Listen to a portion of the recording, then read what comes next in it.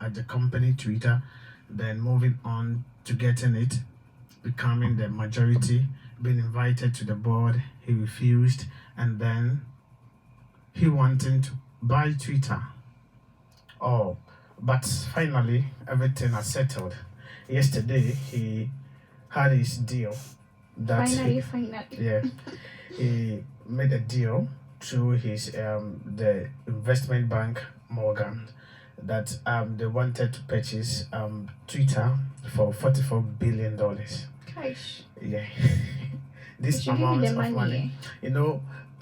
The Sam George came to tweet that Elon Musk can buy Ghana, can free Ghana of its debt No wonder I'm not making any comments. with that amount of money. So that's one thing trending. Elon Musk had been able to buy Twitter. Now the next thing is still on Twitter, and that is its former CEO, that is Jack Patrick Dorsey, who was formerly the CEO and the co-founder of the company.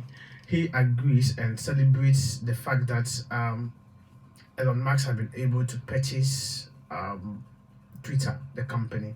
It is owned by Wall Street and Ad Media. The company is owned by them, and they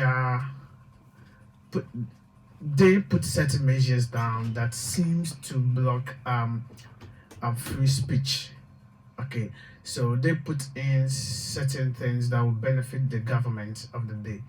Okay, so people like Jack wasn't having or didn't like that idea, and one thing that people are celebrating about Elon Musk getting Twitter is that he have a plan of making a Twitter a space that free speech will be really be entertained in the world. So the free speech is the major thing that That's one of they wanted to do it. And the former CEO, that is, he said that the idea and the service is all that matters to me, and I will do whatever it takes to protect both.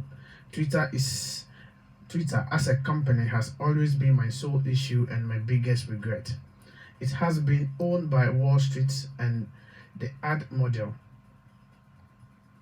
Taking it back from Wall Street is the correct step. So as I said earlier, Jack Dorsey supports Elon Musk buying it. But in this case, people are talking about, is he going to come back?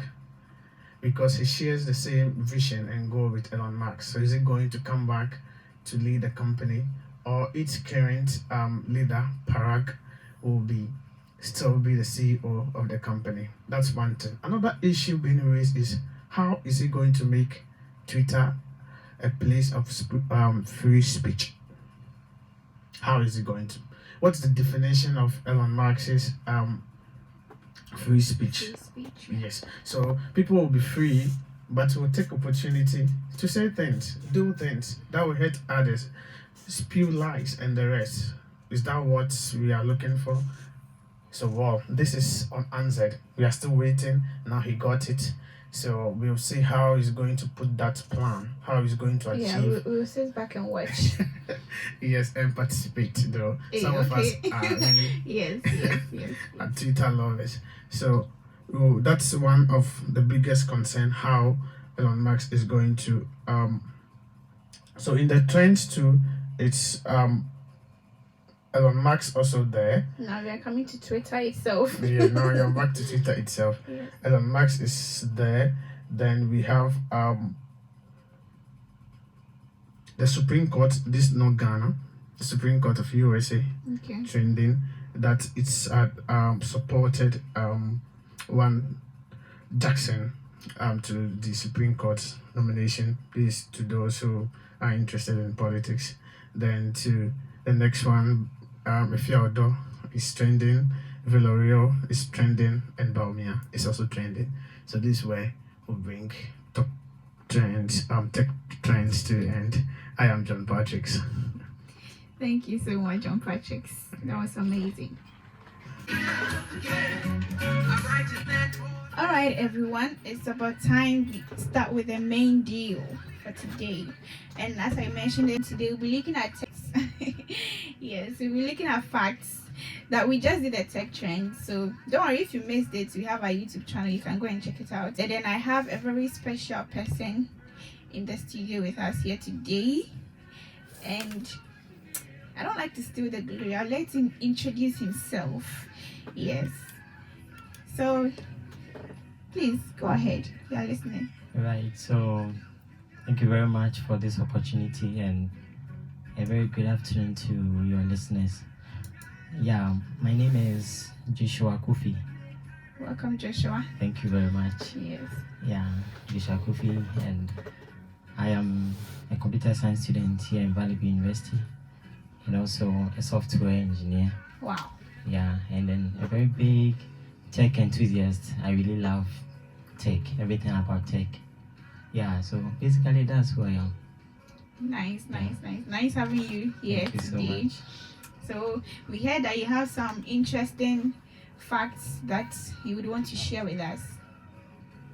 Yeah, sure. So, yeah, just as I was saying in my intro, I love tech, especially facts about tech. I like to follow tech trends and then know what is going on in the tech world. And I was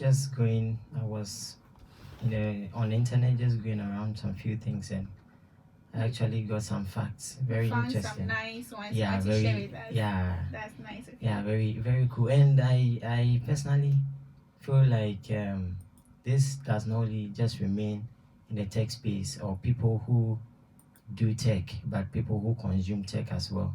Okay. Yeah, we have 100 of them, but I'm just going to the one that stood out the best for me.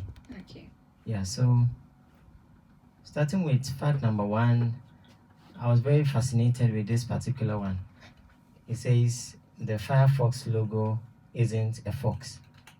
The Firefox, the web browser. The web browser Firefox, as we know it.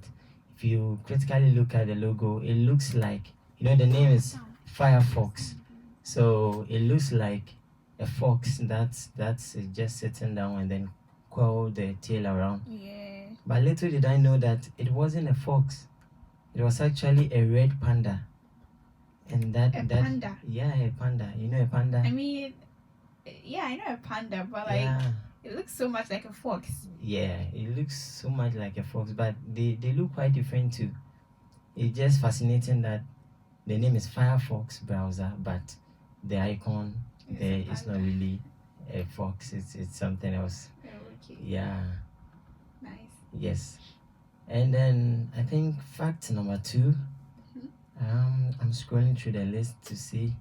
There's one that stood out for me. Okay. Yeah, Samsung is 38 years and 1 month older than Apple. It's very fascinating to me. 38 years. 38 years.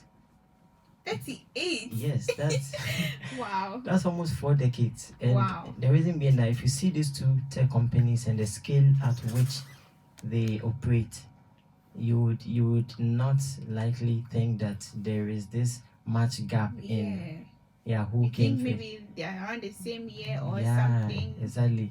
Samsung is a very established brand, tech brand. They do mobile phones, they do TVs, they do softwares, and we love their products, right? Yeah. Have you used a Samsung product before? Oh yeah, I do use Samsung. Yeah. I mean, I have a Samsung. That's great. The funny thing, I have a Samsung and an iPhone. Wonderful. Wow. So I know like how the two go. Exactly. And Apple, on the other hand, we know Apple is also a very established brand, and their iPhone. The iPhone is their core product. We all enjoy iPhone, especially for the camera.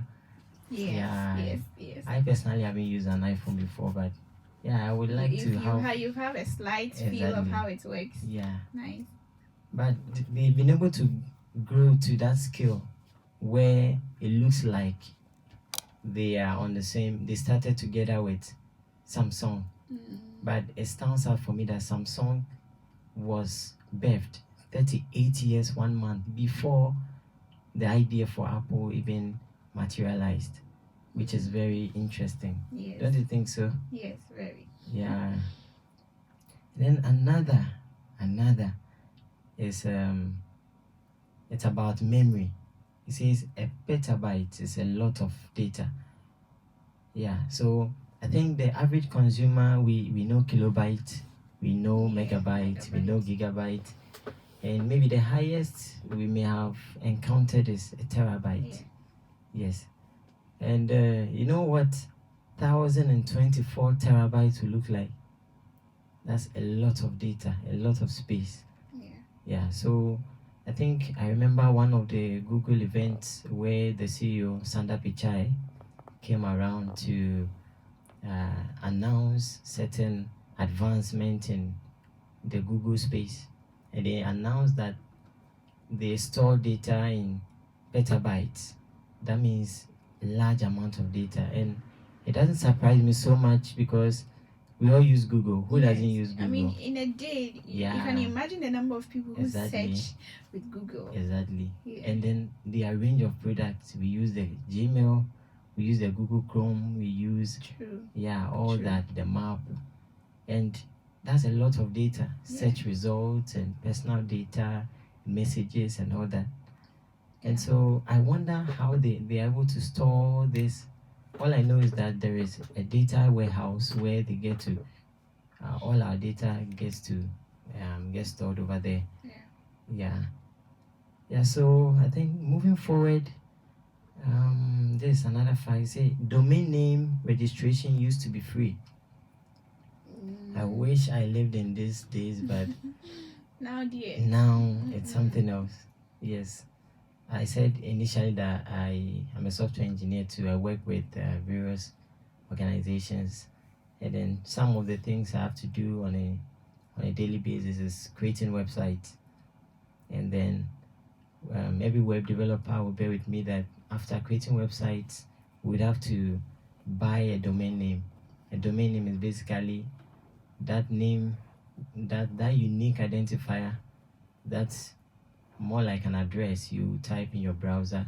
So perhaps maybe vvu.edu.com. That's a domain. Yeah. And they could really cost. Some of them are very low. Is it the code or they really cost? The domain itself. Yeah. So you I'm buy asking, the domain. Is it they could cost? I mean, they could really cost or they really cost? Which is okay. Which? Well, yeah, depending on the domain you are buying, it can be as low as $0.99 and as high as it can be. I've even seen $50,000 domain before. Wow. Yeah. Wow. Yes. So that's the range. So I think I launched a website recently. I paid about 600 Ghana cedis equivalent for the domain. I think it's supposed to last 2 years and then to be renewed every year. Yeah, but it fascinates me that there was a time where domain name registration was entirely free. That means all you would have to do is to just focus on creating your website or your web application and then make it running. Yeah, make sure it's working fine and it serves the purpose that it's being programmed to do. Yes, it's very fascinating to me, and I wish I had that time. I'm sure there are so many websites around that time. No. Well, there are more websites now than then because the world is now going digital. A lot of companies and shops are going, especially when the coronavirus came. It has to force many organizations and stores to go online to be able to remain valuable on the market. Yes. So it's just fascinating that we still, it's expensive, but yet people still you have to do it. Yes. Yes. All right. And then this one is quite funny. It says the first camera needed an incredibly long exposure. Okay, I guess it. So you mean if you pose one, you have to stand there for like you have to stand a minute? A minute is even Small. short. You have to stand there for a while. That one day, if you are smiling, your smile will vanish. You know, technology have emerged. It has grown to a scale that the average 21st century person will probably just undermine the scale at which technology has grown, because now we can take our phones and instantly, once you just tap your snap button, in that same second you have Yeah. your picture. Sure. But there was that time where you have to pose and then make sure you don't shift a lot. If it shifts small, but the picture was Exactly. small. Hey. So you have to, you needed more exposure. Just stand behind. While I don't know what the photographer then will be doing, whether he's trying to target your. Well, I that's just left can't to tell it. those who are in that Yeah. time. So it's very interesting. I think there is, I saw one also, which was very fascinating to me too. Let's check it out. The Yeah. Mac computers were named after the Apple. Yeah. Mac computers. Okay. Yeah, that's This. Apple, yeah. All right. Let's look at it. The first computer mouse wasn't made from plastic. Plastic. Yeah. Yeah. So I think I will just read a little bit. Say, back in 1964, Dalt Egenbert invented the first ever computer mouse. Back then, it was made out of wood. Can you imagine? It would be very Yeah, heavy. it would. It was rectangular and featured a little button on the top right.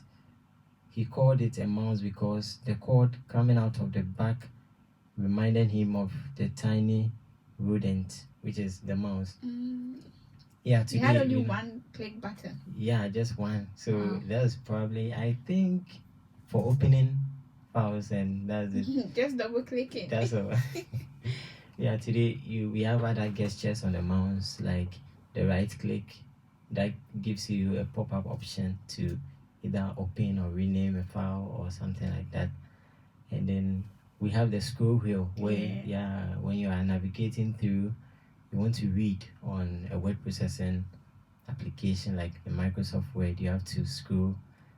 And it's fascinating that there was the first mouse ever invented was invented. It was made of wood. Yeah, not the plastic that we all know today. It's light too. Yeah, it's very light, and I'm sure that because it was made of wood, it will be relatively heavier. Yeah. But what do you think? The wood. Do you think it would have been preferred? Do you personally prefer wood mouse? Well, one thing about the wood is that if, let's say, it falls, it won't break or something. But now with the plastic, if it doesn't fall at the right place, but your mouse is damaged. I've used wood mouse. I've not used wood mouse before, No, but nobody have, right? In fact, but yeah. I mean, thinking about it. Wow, this is very interesting. Very interesting. All right. So, do you have some time or? Yeah. All right. Okay. So we have one here. It says, Computer Security Day is celebrated on November 30th. Yeah, Computer Security Day. Yeah, last year, I think. Last year I don't know what happened, but we were not able to celebrate it here. Yes. Why? What happened? I can't actually recall, but But we're not around. I think for me is that I didn't even know there was a day like that. Oh, yes. Okay. Yeah, I felt a little left out because I'm a tech enthusiast and I like this computer stuff, especially with security. Yeah, it has become more and more important to put security measures in place to protect our data and then our infrastructure. Yeah, because there have been more cyber frauds and cyber crimes. It's everywhere. Yeah, But everywhere. the thing is that they do it so well that we almost don't notice that it is there. That's a skill. Yeah. You know? Have you been hacked before? Like your Facebook account or something? Oh no. With that one, no, I have not been hacked before. Interesting. Have you? Once. Patrick, have you? Well, I think I only suspected something like that on my Telegram or so, and You suspected? yes, because I was saying something I didn't subscribe to, and I had to take some steps to it before it turns out to be. Was it not because maybe someone used your phone number for something? No. Yeah. Yeah, all of a sudden I realized that I was just joining some Russian groups. Hey, that's Yeah. serious. Yeah, Telegram. Yes, Yes, it it just happened coming to to It be happened like to you yeah. too before. Oh, you nice. you join this group, you join this, and they Yeah, were just yeah, coming, yeah. not one, not two, there were Exactly. just many. Ah, So I had to do some things to this, Mm. and now I'm okay. I'm not in any Russian group. Wow. Okay. Interesting. Okay. Well, I have not experienced that before. Yeah. So Patrick, how were you able to resolve that? Anyways, in the end, were you able to? Oh yeah. I've been able to do it. Now I'm free of Russian groups. We thank God. That's good. I also finally was able to. I filed a complaint to at Telegram. I did same too. Yeah, they didn't the Telegram is helpline yeah well to me, but I think I went online to search for similar things that happen to people, and then I learned that there is a place called section where you get to view which accounts or which other devices are Yes, opening something else, your Mm. account. Then you can log out of it. Yeah. Yes. So I you think, saw that it was open in on another yeah, device. yes. Yeah, the person was So doing that account was a Russian account, just like Patrick was saying. I don't know why Russians are all into this. Yeah.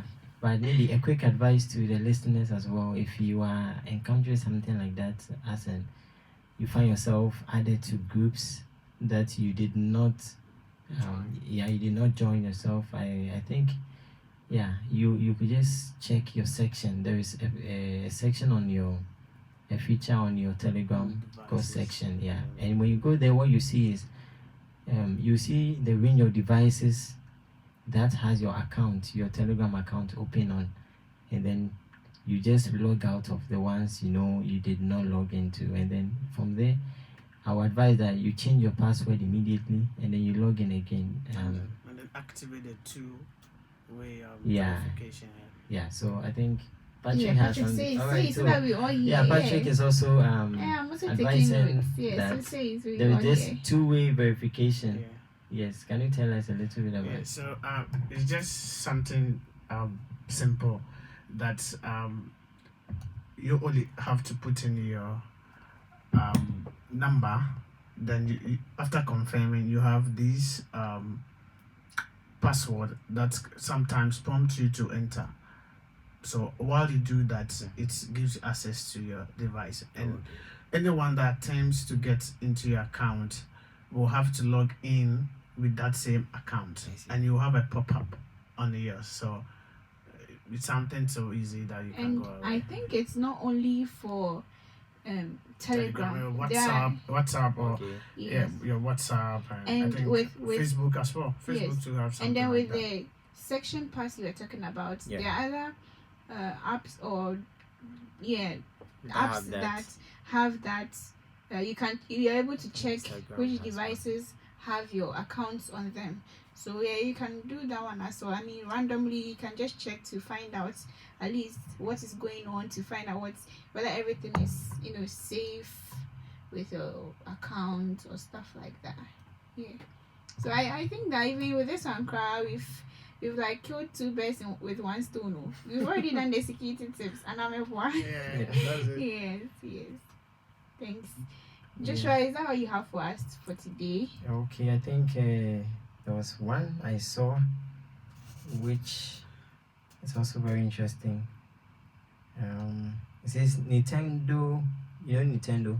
Nintendo, yes. Yeah, yes. this gaming company. Mm-hmm. Yeah, Nintendo didn't start as a gaming company. Really? Yeah, and I think it But has. they're very famous for their games.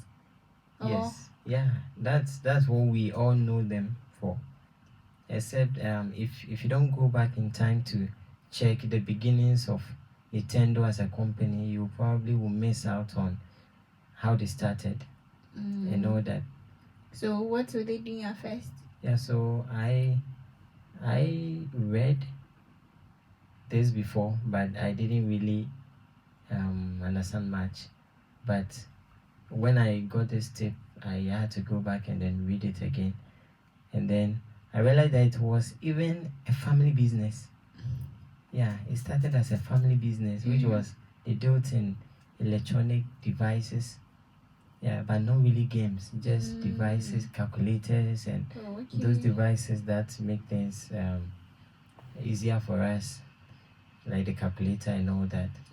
Yeah, and I think it has been the trend for many companies, because you realize that maybe at the time that you were starting the company, there was something in demand at the moment, so you had to offer that service at the moment.